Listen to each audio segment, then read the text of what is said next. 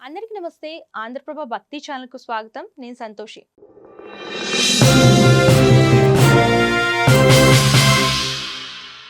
శ్రావణ మాసం అంటే చాలా మంది ఎంతో నిష్టగా లక్ష్మీదేవిని పూజిస్తారు.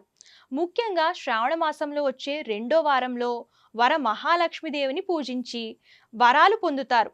ఇక ఈ ఏడాది అంటే విశ్వావసునామ సంవత్సరం జూలై 25వ తేదీ శుక్రవారం నుంచి శ్రావణ మాసం ప్రారంభం కానుంది. శ్రావణ మాసంలో సోమ, మంగళ, శుక్రవారాలు అత్యంత పవిత్రంగా పూజలు చేస్తారు. ఈ మాసంలో సోమ, మంగళ, శుక్రవారాల్లో చేసే పూజలు ఎంతో మంచి ఫలితాలను ఇస్తుంది. గ్రహ దోషాలను కూడా తొలగిస్తాయి. ఈ మాసంలో శ్రావణ సోమవారాలు శివుడికి పంచామృతంతో అభిషేకం చేయడం వల్ల విశేష ఫలితాలు కలుగుతాయి. అప్పుల బాధల నుంచి కూడా విముక్తి పొందుతారు. అదేవిధంగా శ్రావణ మంగళవారం చేయడం వల్ల కూడా విశేషంగా లబ్ధి పొందుతారు. అప్పుల బాధ నుంచి విముక్తి పొందుతారు.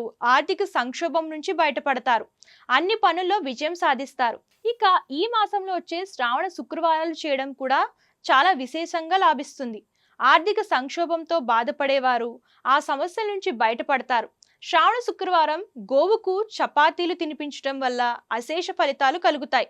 ఈ మాసంలో ఏ రోజు అయినా మీకు కుదిరినప్పుడు గోమాతకు బెల్లం తినిపించడం వల్ల శని దోషం తొలగుతుంది. అదేవిధంగా ముఖ్యంగా ఈ మాసంలో మద్యం, మాంసానికి దూరంగా ఉండాలి. ఇతరులను దూషించకూడదు.